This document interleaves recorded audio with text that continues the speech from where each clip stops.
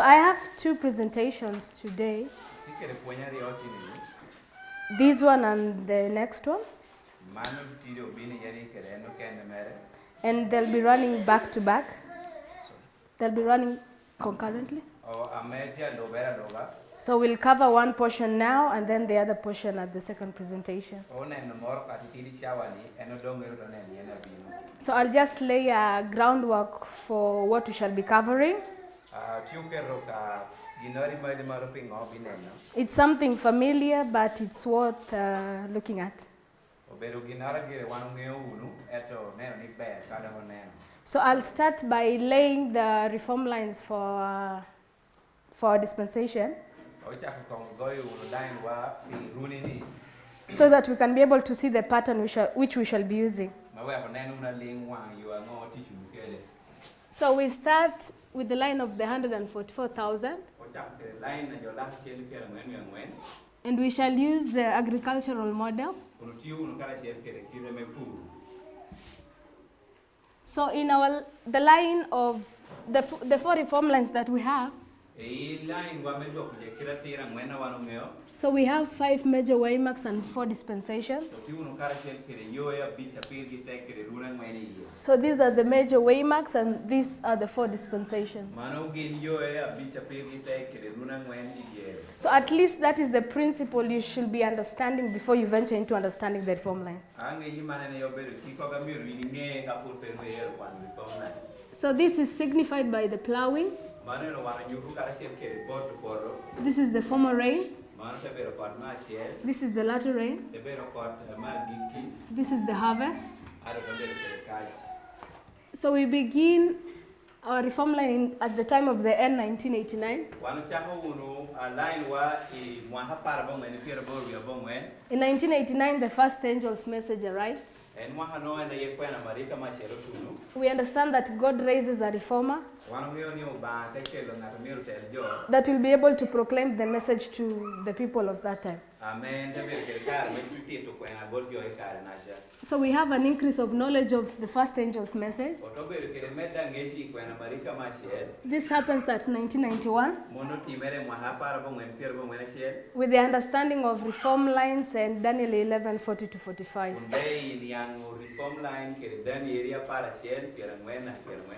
This message is put in a pamphlet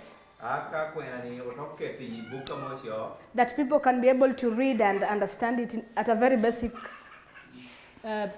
understanding. It's the time of the End magazine. So this magazine is explaining what happened at 1989 and what is to happen in the future.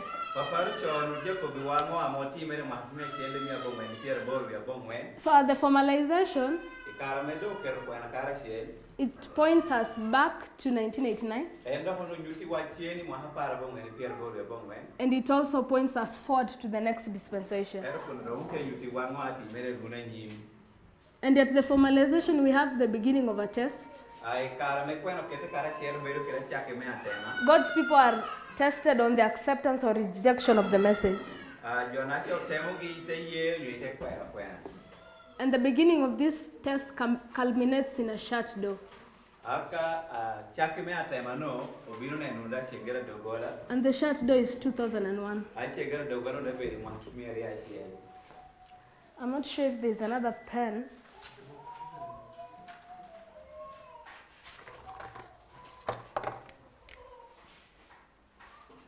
So the shut door, the message culminates in 2001 when there's a shut door.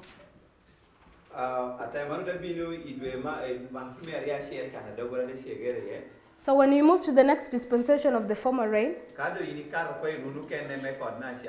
you also have the increase of knowledge and the formalization of a message. And this message culminates in a shadow. So I'll just mention it as matters of fact, assuming that every one of us understands the basic layout of this reform line.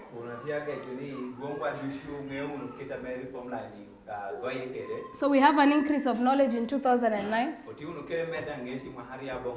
And the message is formalized to 2012. In the next dispensation of the latter rain, the increase of knowledge is 2016. It's formalized at 2018.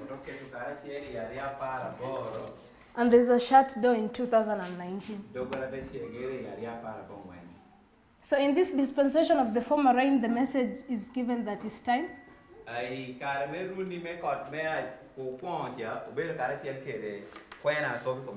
In 2009, there's a series that is done by Elder Paminda about the 2520.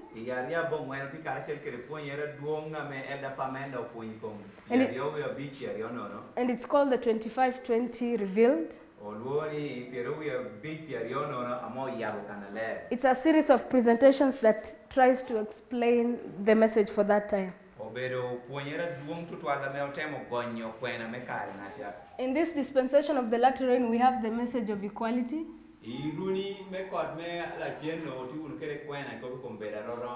We have an increase of knowledge on the book of Acts 27.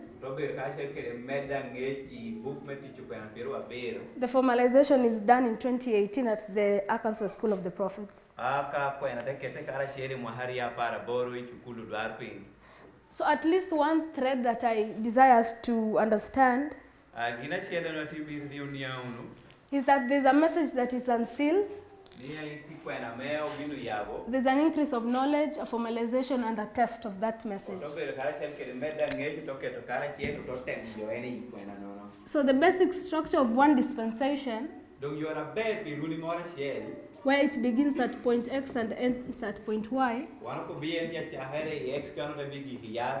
we have the unsealing of a message, increase of knowledge about that message, a formalization of the message.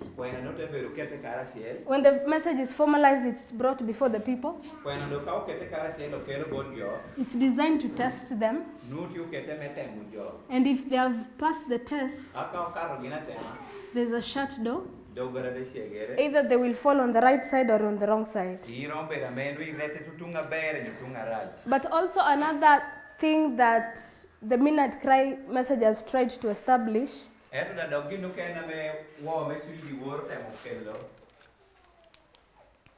is that this can be the waymark of Boston, Concord and Exeter. These are camp meetings that took place in the Millerite history. Boston took place in August 1st. July 21st. Concord was in August 1st. And Exeter in August 15th. This was an increase of knowledge on the third angel's message that the Millerites were supposed to accept to be prepared to close their probation on October 22.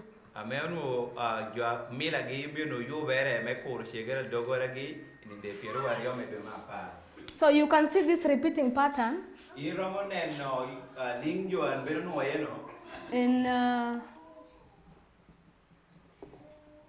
in Boston, Concord, Exeter.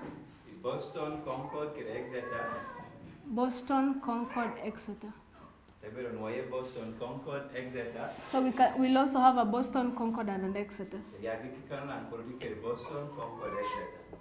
This is the line of the priests. If we overlay the line of the 144,000, this will be 1989.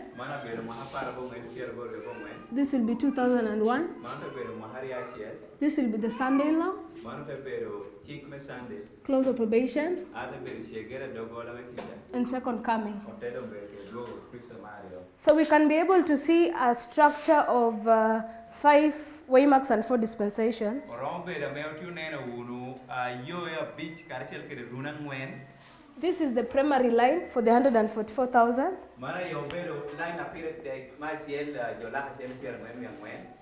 And I want us to focus on the priesthood,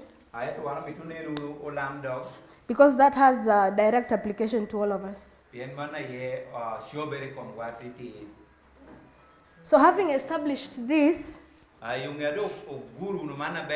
we can therefore go to different dispensations and try to understand the message that was laid there. But I'll try to approach it in a sort of different way to be able to understand the subject of Protestantism. And Protestantism, Ellen White will tell us that the people who will be foremost in establishing a Sunday law in the United States will be the Protestant churches of the United States.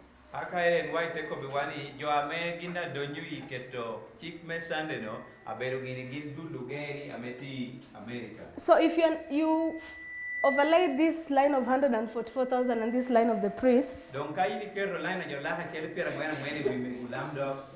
the way mark that lines up with the Sunday law is 2014.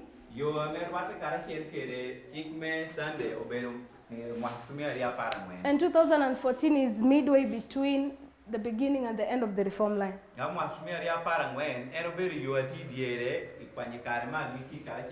So if you are to stand here, there are two way marks on this side and there are two way marks on this side. These major way marks that are in red. So for the priesthood, 1989, 2001, 2014, 19 and 2021 are the major way marks.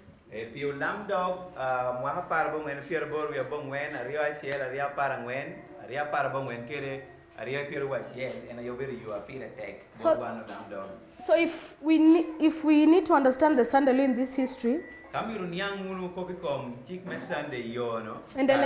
Ellen White will tell us that the Sunday law is the greatest point of separation between the church and the world.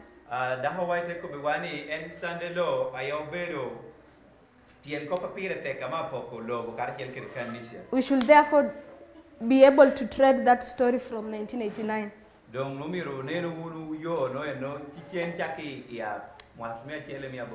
So another thing that the midnight cry message opened unto us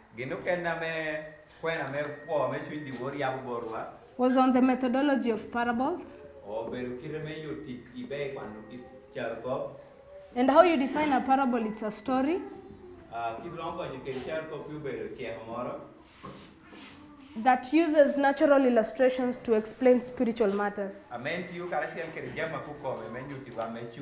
So Christ used parables to be able to explain about the kingdom of God.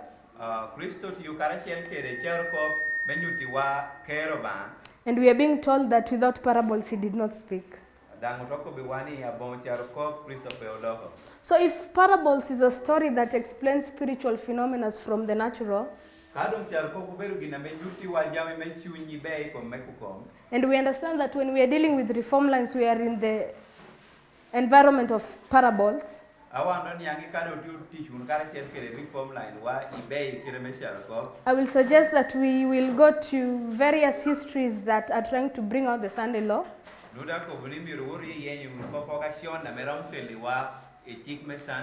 Understand those histories, then have a spiritual application. So I'll want to begin that thread from Daniel 2 and be able to develop the study progressively. So when you go to the book of Daniel 2, I will not read it because I believe all of us are familiar with that story.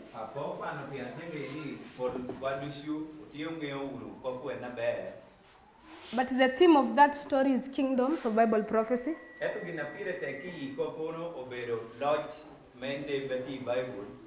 Satan's kingdom are depicted by the statue.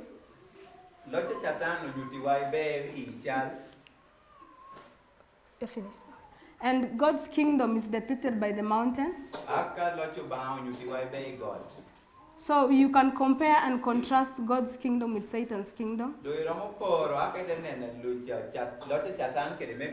Look at the natural characteristics of this statue. And also the characteristics of this kingdom. Then you can spiritually apply them here at the end of the world. So I want us to go to this statue.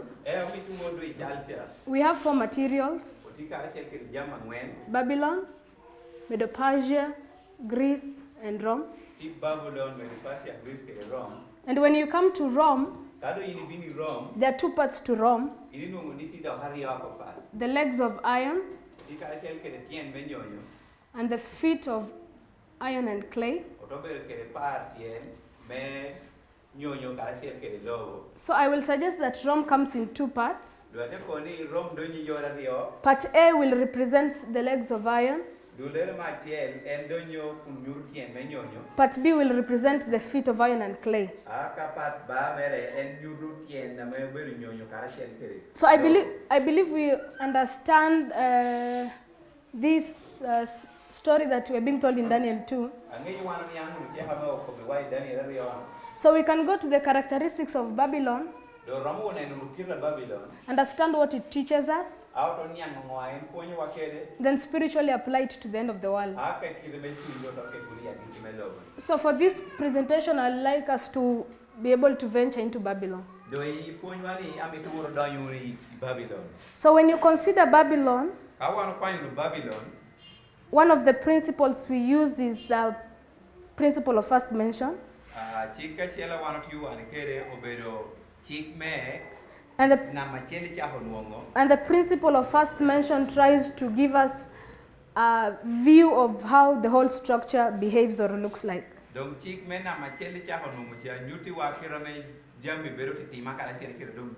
So if you want to understand like the subject of the nature of man, or about the Sabbath, you go to the first mention in the book of Genesis, or the first place it occurs.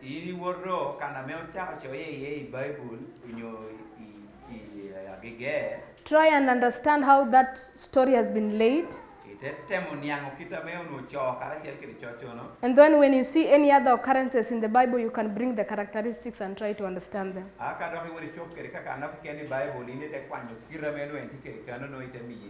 So we'll go to the first mention of Babylon. That will take us to the book of Genesis 11, chapter 11. In the book of Genesis 11, it's explaining about the Tower of Babel.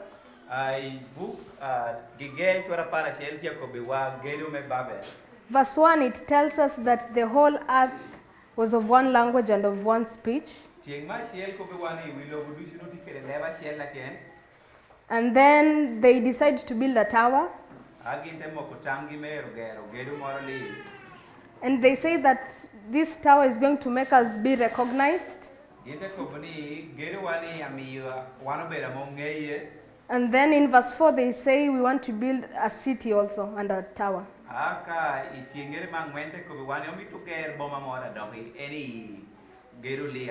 They want the tower and the city to be strong, whose top may reach into heaven, so that they can make for themselves a name. And then in verse 6, God sees that these people are very wicked. In verse 7, he makes a plan to go and confuse them.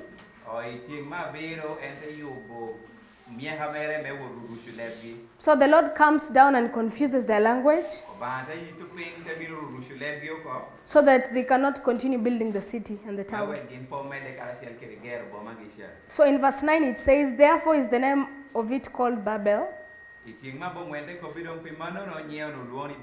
because the Lord did there confound the language of all the earth.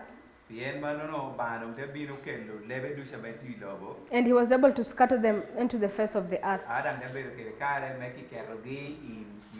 So one thing we see about Babylon or Babel they want to build a city and a tower. You can go to other references in the Bible. A tower represents a church. A city represents a state. So these Babylonians, when they want to build a city and a tower, in the language of Daniel 2, they want to bring church and state together.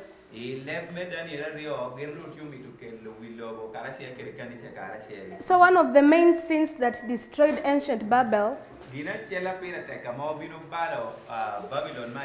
was the combining of church and state.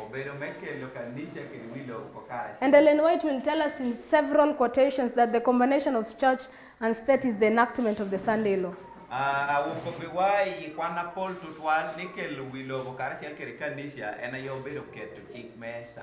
So when you come to Babylon, the most premier characteristics that made them different from other nations was their combination of church and state. So when in Daniel 3, Nebuchadnezzar wants to make this statue all of gold,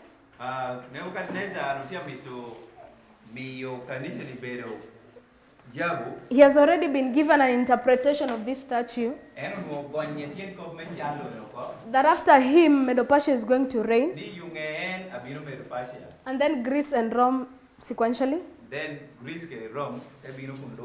But he thinks in his mind that he will rule from the head to the feet. He thinks in his mind that he will rule from the head to the feet. So you go to Daniel 3, this whole statue is made of gold. So I want us to go to the history of Nebuchadnezzar and try to see how he brought church and state together. So the first principle I want you to understand is that Babylon brings together church and state.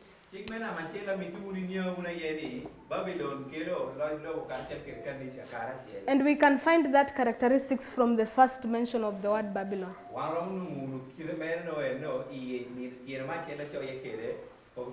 So I will try to use that principle and bring it to this context of Daniel 2. So I want us to go to the book PK.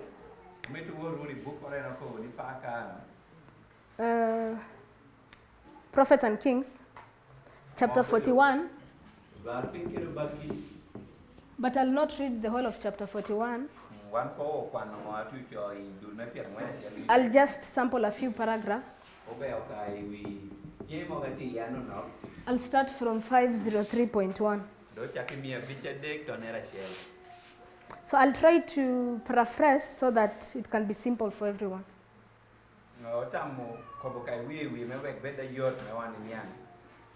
So it says the image that was shown before Nebuchadnezzar, it opened before him events that will reach to the close of time. And this had been given to his understanding that he had a part to play in the world's history. So this image is shown to Nebuchadnezzar. He is made to understand the part of history is going to play as the king of Babylon. So you can read the whole thing for yourself. I want to jump to 505.1.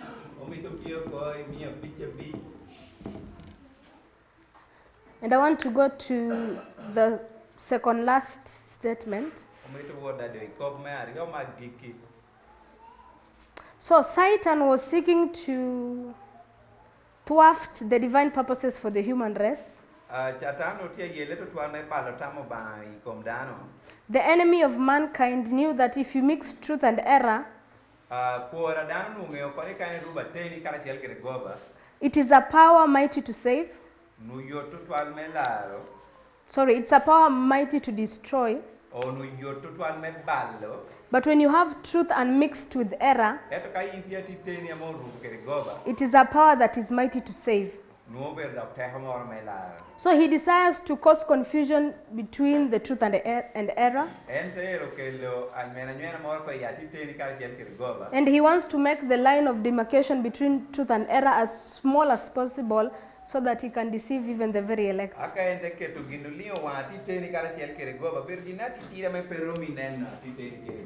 want us to jump to 5.10.4. So it's going to explain how the three Hebrew boys were thrown into the fiery furnace. How the King of Heaven saved them. And how through that save, Nebuchadnezzar is able to proclaim that the God of Heaven is the true God.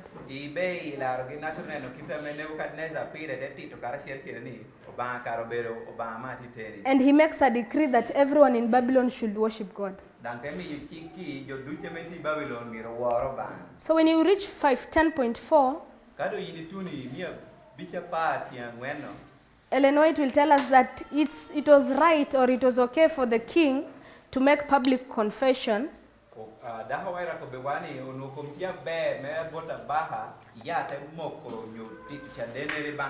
and to seek to exalt the God of heaven above other gods. But in trying to force his subjects to have a similar confession,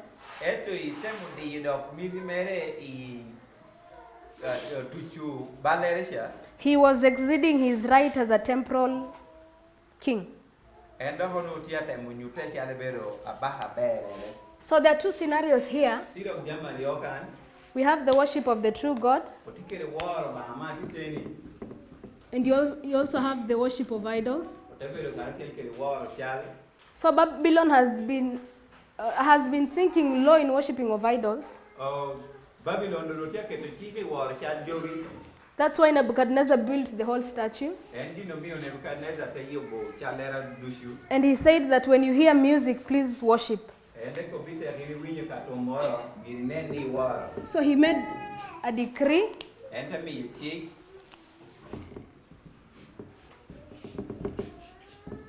that everyone should worship the idols. But when you compare that to the true worship of God, through using compare and contrasting, he also makes a decree.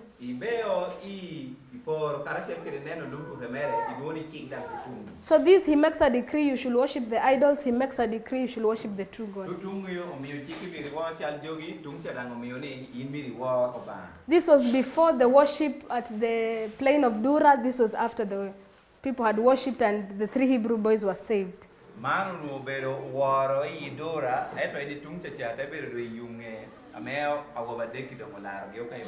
So it tells us that it was okay or it was right for Nebuchadnezzar to acknowledge the worship of the true God.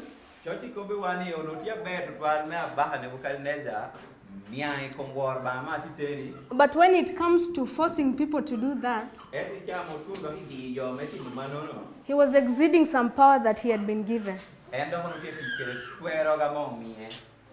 So when you compare that and contrast with the idols, it was wrong for Nebuchadnezzar to tell people to worship the idols. But when he goes to an extent of forcing people to do that, he's exceeding the right that he was given. So in this issue, he exceeds the right of a temporal sovereign. He also exceeds the right of a temporal sovereign.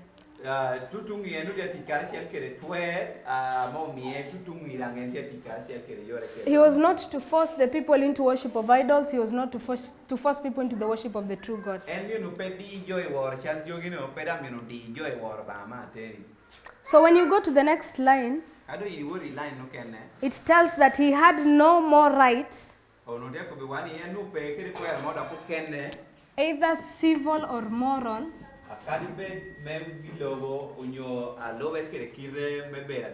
to threaten men with death for not worshipping God, than he had to make the decree consigning to the flames all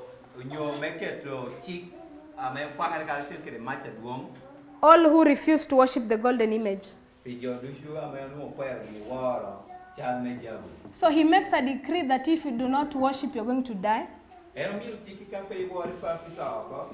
And also the penalty of not worshiping God is death. But what Ellen White is trying to tell us, that for him agreeing to worship idols, it's okay for him. For King Nebuchadnezzar to worship God, it's fine. But in using civil and moral authority to force the people to do that, it's wrong.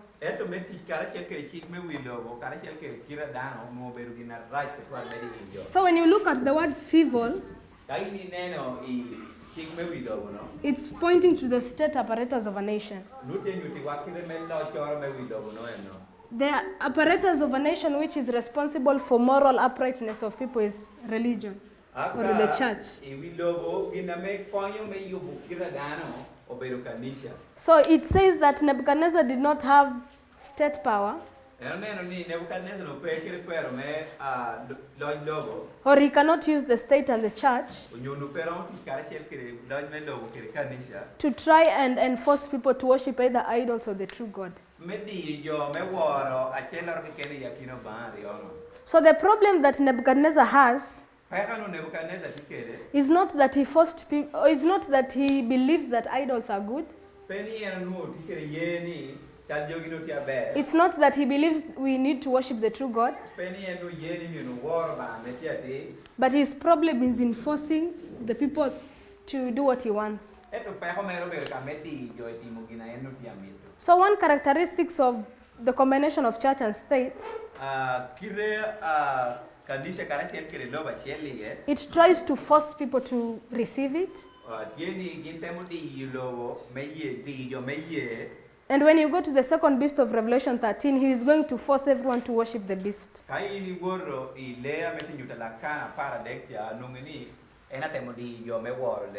Then it says, as I finish the paragraph, God never compels the obedience of man. He leaves all free to choose who they will serve. So in all this situation, the major thing that is being brought to view is the power of the will.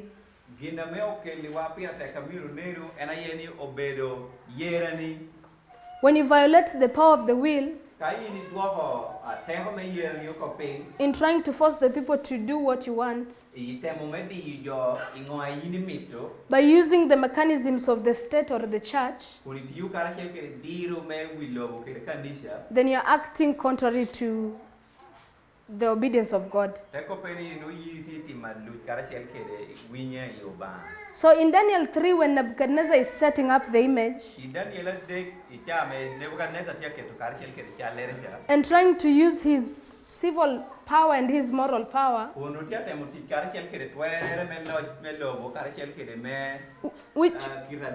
which we have equated to church and state. So Nebuchadnezzar, what he's doing is bringing church and state together. But how this church and state comes together, it's not anything to do with the day of worship. It's not anything to do with the style of worship. But how this church and state comes together is by restricting freedom of conscience.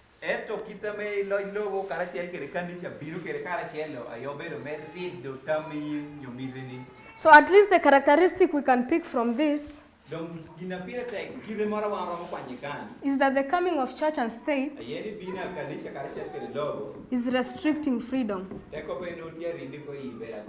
And this freedom that we are speaking about is freedom of conscience. People having the power to choose between right and wrong.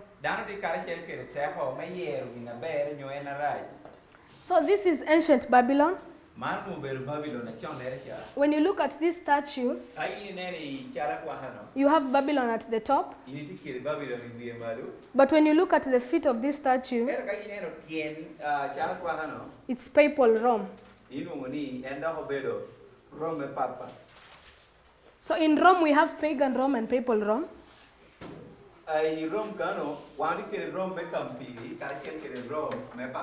So pagan Rome begins, then papal Rome follows.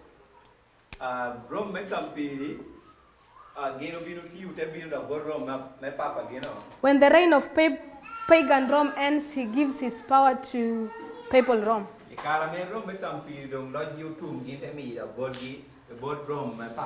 And this is the view that is brought, I think, in Revelation 13, when the dragon gives him seat, power, and great authority.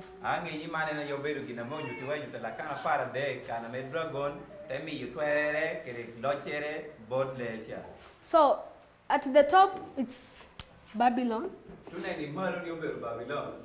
At the bottom, it's, when you go to Revelation 17, verse 5, when it's explaining this woman that is on a beast, he's going to explain that she's Mystery Babylon, the mother of all harlots. Something mystical is something spiritual.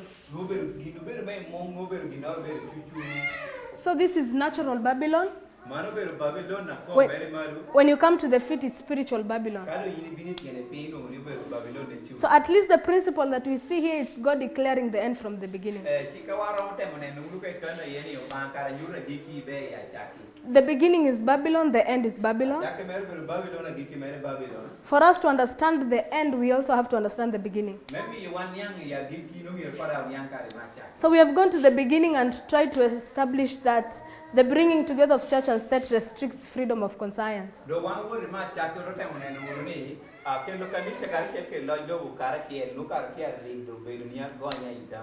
the next point I want us to go is to go to spiritual Babylon and try to understand how the characteristics of church and state is being depicted here.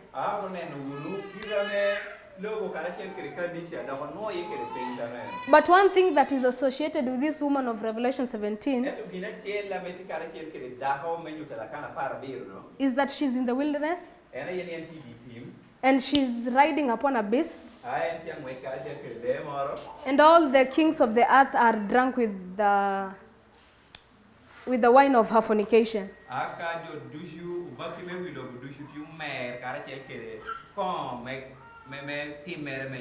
So this woman is a harlot.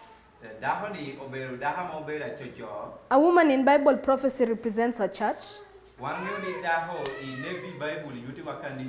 A beast in Bible prophecy represents a state. So this is a church-state relationship. So the basic definition of this beast is a church riding on a state.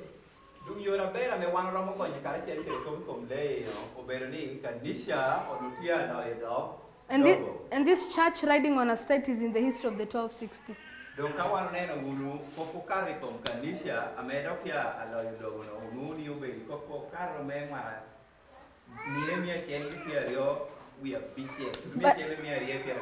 But this woman is called Mystery Babylon. So I want us to go to the history of the 1260. Understand this relationship between church and state. So having these two witnesses, we can go to modern Babylon or how these two applications apply at the end of the world. So the best, let me say, simple path I want to take is to go to the history of the 1260 using the Great Controversy.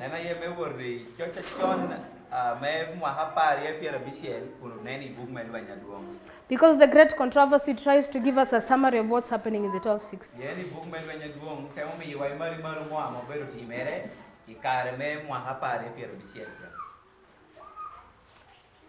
So I'll try to draw the 1260. It begins at 538 and extends at to 1798. So I think this you can find plainly in the Great Controversy. And where Ellen White tells you the beginning and the end of the 1260. So she will tell you in 1798, it's the time of the end. And at the 1798, the papacy receives a deadly wound. When he receives a deadly wound, through history we know he's going to die. At 1799, the papacy is captured by Napoleon. He's taken into captivity and he dies in captivity. So in this history of the 1260, depending on which prophet you focus on, he's going to explain to you what happened in the 1260. Daniel will tell you that in this period the beast was prospering.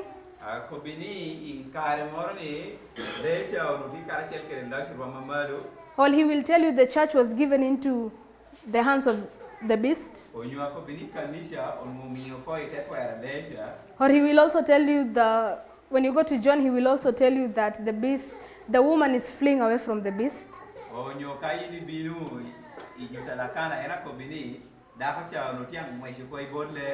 Or the woman is being fed of God.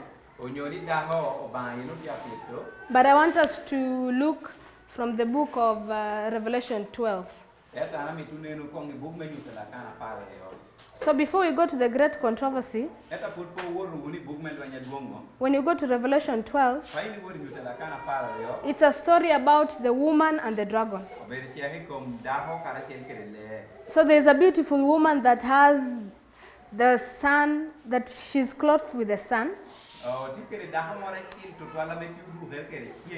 She has 12 stars in her crown, in the head.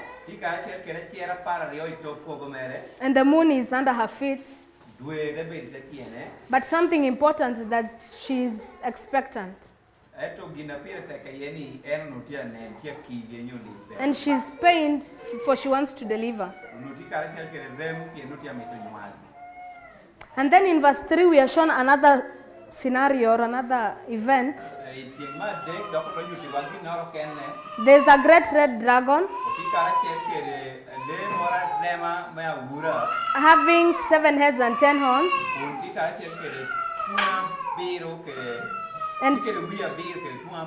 And he also has crowns in the 7 heads. So I want to jump to verse 6. So this woman is in the wilderness in the 1260. And this is the place where God has prepared for her. And the purpose of this place is that she may be fed.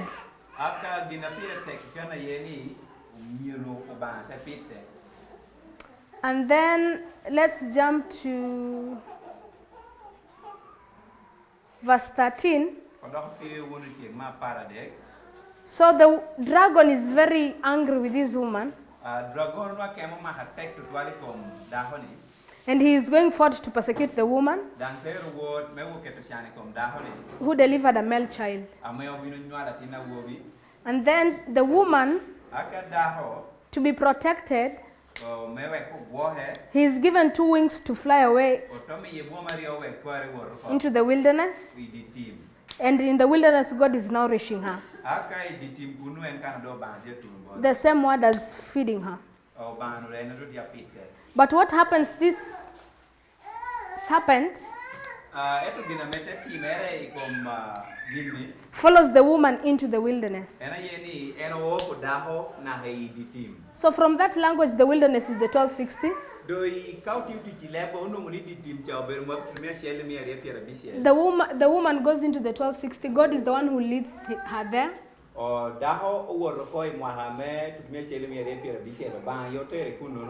The dragon is very angry with the woman. He wants to kill her. And naturally, if the dragon wants to kill the woman, where does he have to go to? To where the woman is.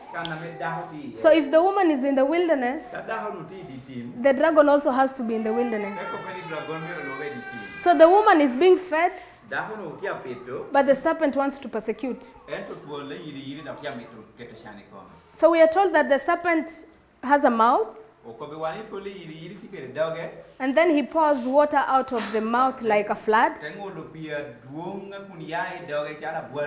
And he wants the woman to be taken or to be swept away. So when the serpent is pouring a flood, he wants the woman to be swept away. But who comes to the help of the woman?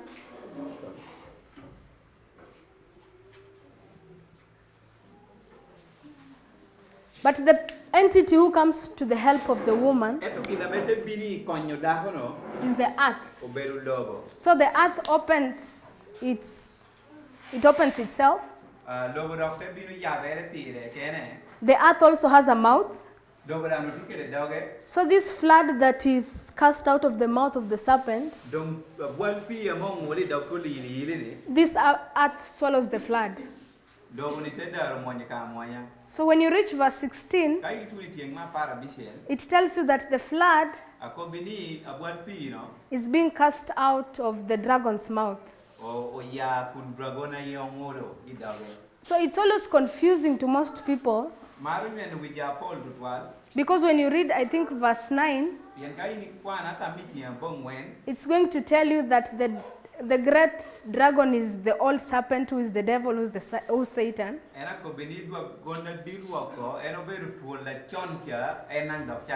But when you come to verse 16 and 15, there are 2 symbols that John is introducing. That the serpent casts out a flood.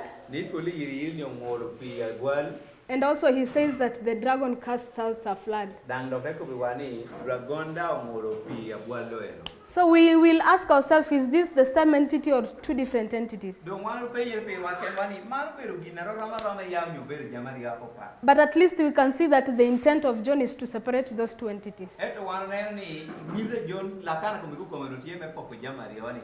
So the earth beast, or the earth, is going to swallow the flood that the serpent is pouring. And it is the one that is going to help the woman from being swept away by the flood.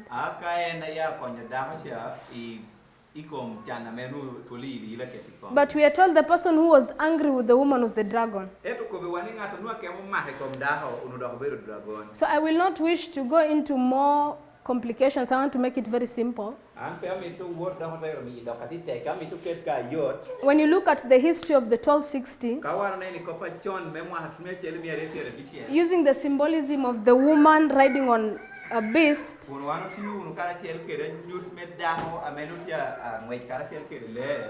so you have a woman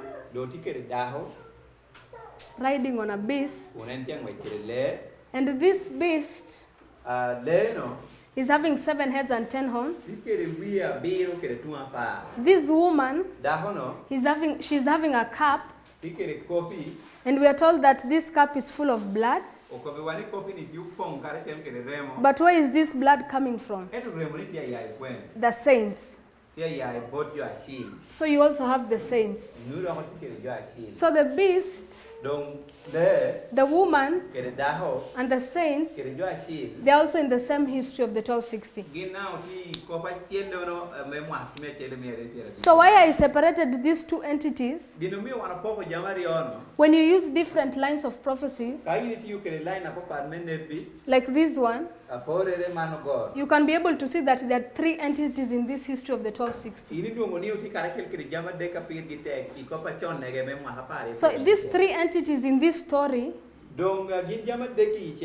should be able to line up at least with 3 entities in the story of Revelation 12.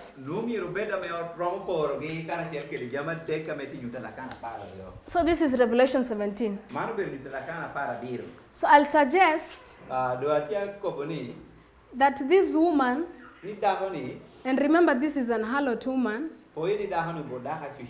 this beast is the bad beast, but these saints are nice people or good people. The woman, according to her dressing, she's good. The serpent and the dragon are bad. So we can line up this woman, I'll call her 1, with these saints. The beast is the state, linking up with the dragon. The serpent, I'll link him with the woman. So we have the woman in this story lining up with the saints. Both of them are being persecuted. The beast is a state power. And I'll suggest the dragon is a state power. The harlot woman is a church. And I'll suggest the serpent is a church. So this is a church. We have a church-state relationship. They come together to persecute the saints. We have a church-state relationship that is going to persecute the woman. So we can go to the history of the 1260.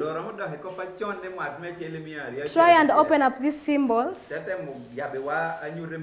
and understand how this church and state relationship plays.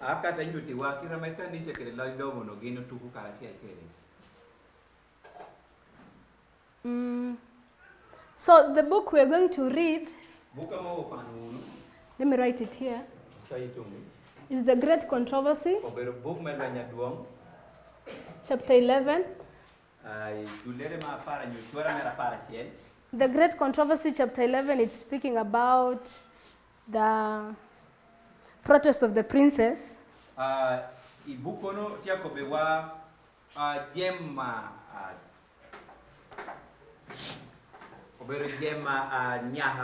So from the title itself, it's princesses who are protesting.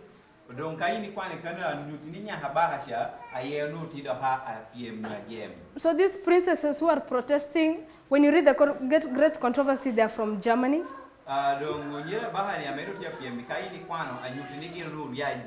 I'm going to sample a few paragraphs so that we can be able to look how it behaved. So in this history of persecution, we also call this the Dark Ages. When Satan is trying to kill God's church, God is trying to raise his church through the Reformation. So when God's church is in its height of darkness, God is trying to bring in faithful Protestants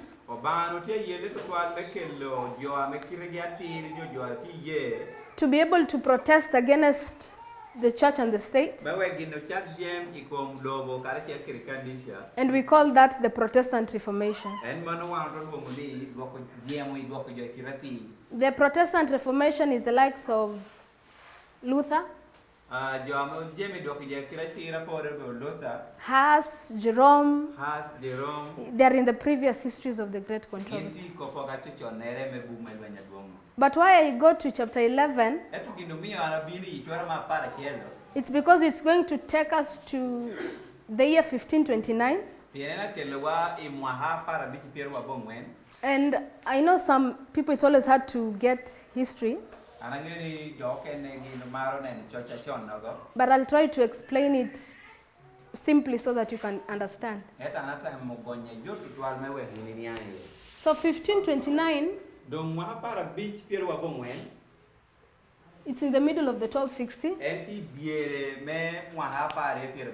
We have said that this is the dark ages where the papacy is trying to persecute the woman.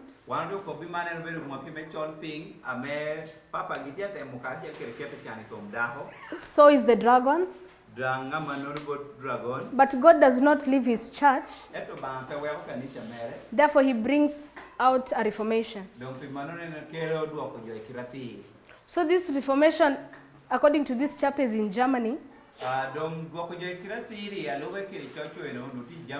where we have the church and the state coming together to try and persecute the saints or the Protestants.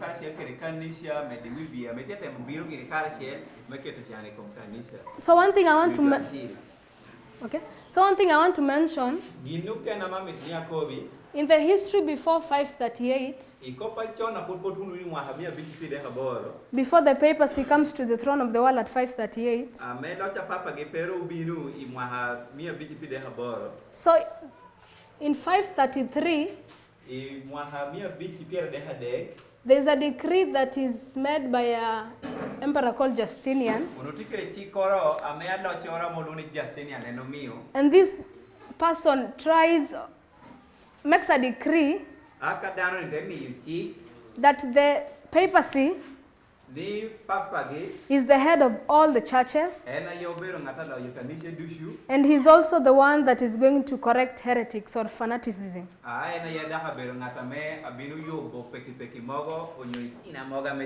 So he makes a decree here, but the decree only goes to effect until 538.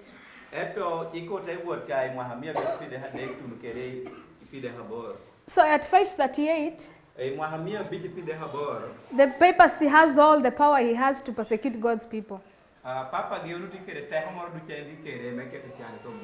So when he has the rights of a church and to correct heretics, he can be able to use the state to do his work.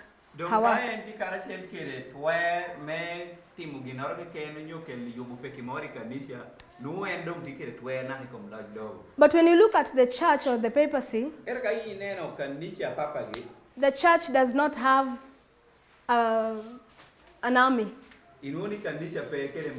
does not have the state machinery to carry out persecution. So if he starts persecution in 538, it indicates that he should have already received an army before 538. So this army he receives from, let me make it simple, from Clovis, King of France.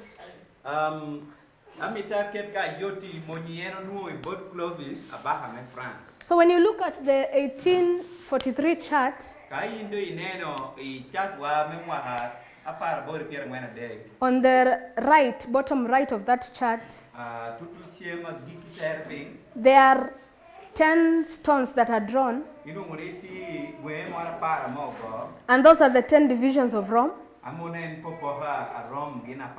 But the premier religion of those 10 divisions was paganism. So the papacy can only receive support from them if he tries to lure them into her side. So the first person who is lured by the papacy to her side is France. So they have a king called Clovis. This king is baptized into Catholicism. And when he's baptized into Catholicism, he also supports military aid to the papacy.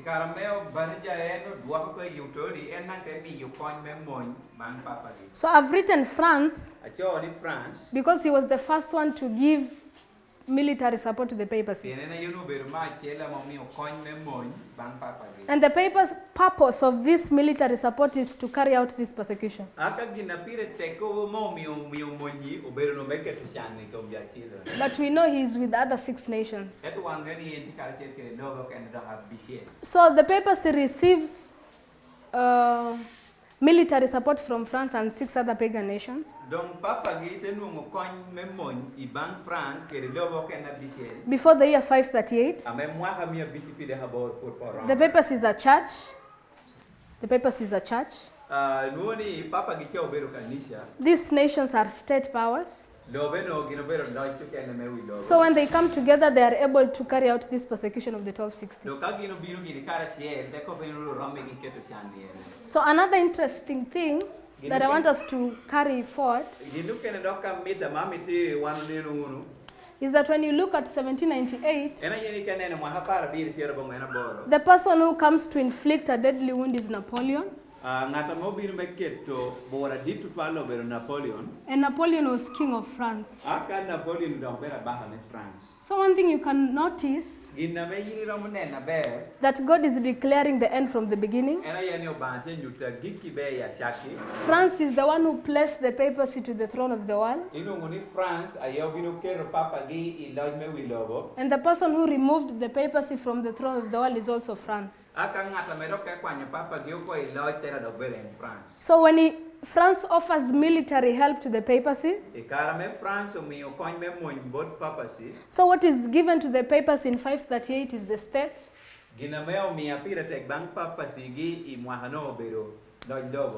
And in another sense, when you understand the deadly wound in 1798,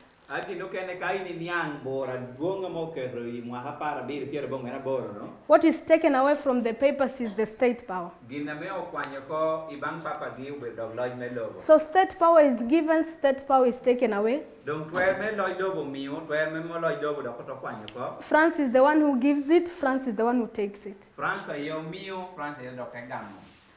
So I want to suggest that this church is the papacy, and this state is the kings of Europe. The European kings. So the persecution happened in Europe. So this persecution that was taking place in the 1260 happened at Europe. The kings of Europe are the one who gave their military arm to the papacy to persecute.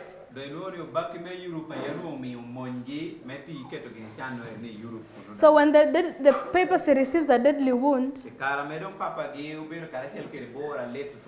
the people who forsake him, that they are the European kings. So when you go to chapter 11 of the Great Controversy, I just want to read like 3 paragraphs.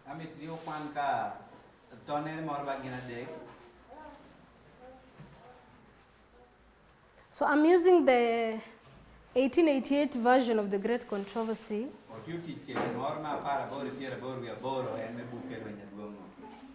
But let me try to look at the 1911.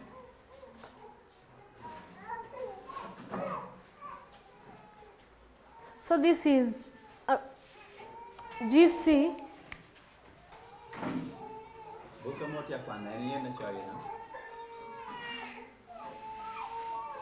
201.1.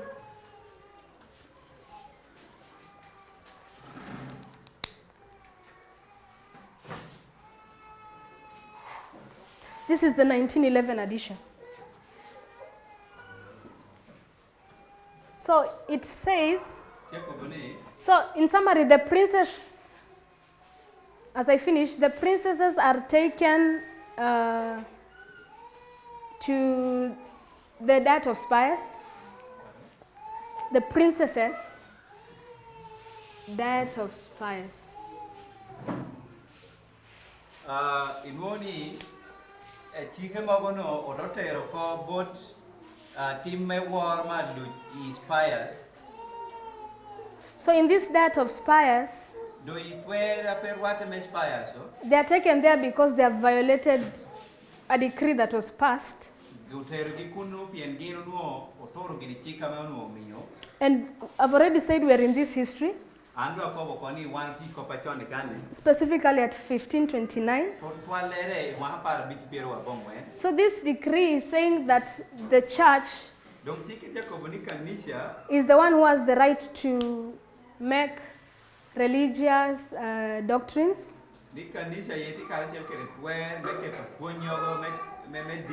And the work of the state is to support that. So when you go to this paragraph, it says, let us reject this decree, said the princesses.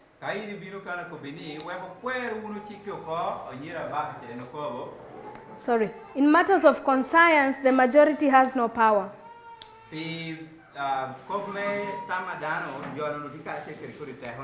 So in summary, we have a king called Emperor Charles.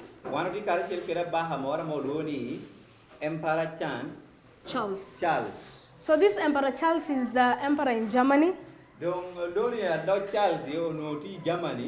Then we have the papists.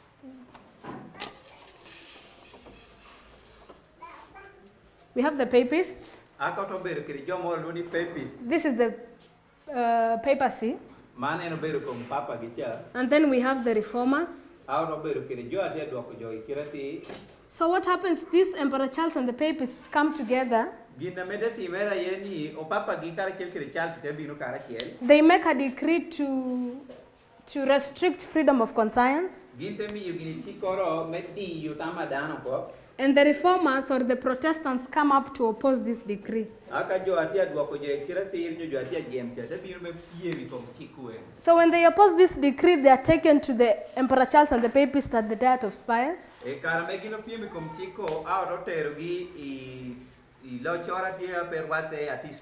They are told to relinquish what they believe, but they refuse. So when they refuse, they want to be persecuted. Some of them are. But what made them to oppose this decree? They said that the church does not have the power to cause people to believe their doctrines. And also the state does not have the right to come and control the freedom and consciences of the people.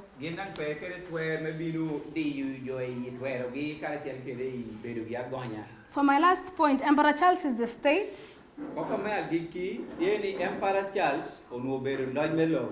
The papists are the church. They come together, they make a decree. And this decree is aimed to restrict freedom.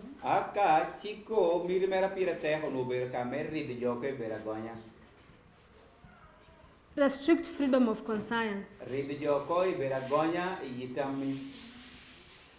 So they are going to give two definitions of what it means to restrict freedom of conscience. I'm going to explain it in the next class.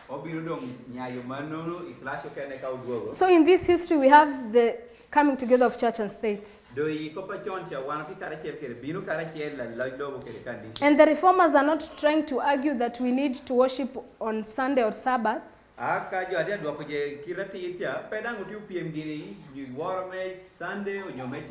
But what they want is their freedom of conscience to choose what they want.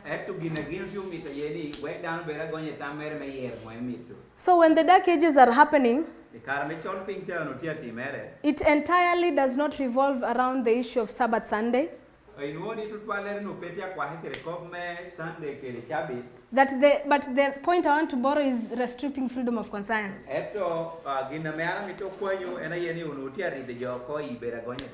This is happening from the church and the state. Just like here, persecution is happening from the church and the state, persecution is happening from the church and the state.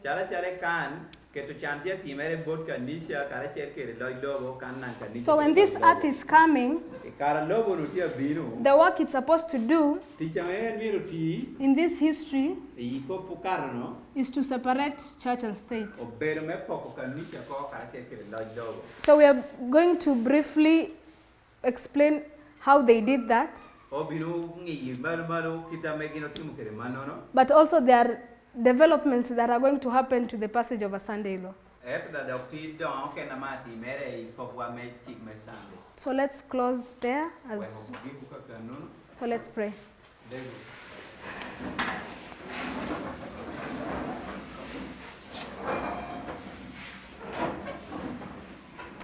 Our dear Heavenly Father, in the name of Jesus, we want to thank you because of the prophetic word you have given unto us.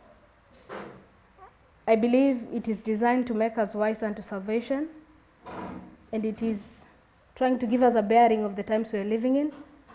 I pray that each and every one of us in this room may be conscious of the work you're doing for this movement, and also may be partakers of how you're developing this truth by following and also understanding the ramifications of it.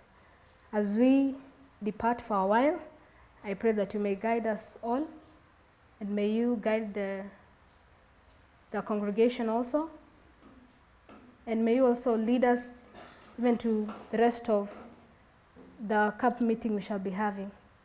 Lead us as we depart, now and forevermore is my prayer, in Jesus' name. Amen.